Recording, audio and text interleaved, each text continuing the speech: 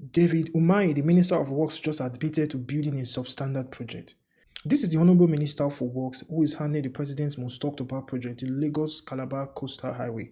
And he just admitted on camera to building and commissioning the Ebonyi Airport, an airport that had to undergo significant work by his successor in the hopes of making it useful.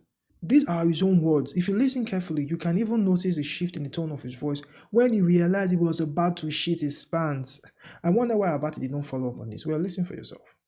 When he came on board, the airport was functioning until I left office, but the aircraft, the pilots, people that were complaining that the concrete pavement, which is what we use on the runway, and of course tarmac, that it was bumpy. And the governor has been with me for 16 years, and he was the speaker for 8 years. So he was part and parcel of the construction of that airport.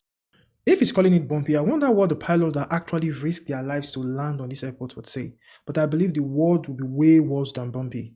He says the pilots were complaining, like it's just some minor issue. And guys, by the way, hit that subscribe button. A brand new airport had a runway so bad that pilots refused to land on it. This is supposed to be a runway that pilots would look forward to because it's supposed to be one of the best in the country since it's a brand new airport, and yet he signed off on this contract and paid the contractors. Now the question is this: did Governor Umahi at the time supervise this project, or are the terrible runways a result of the agreed cut corners to leave something for themselves at the end of the deal or at the end of the contract? These are legitimate questions that need answering.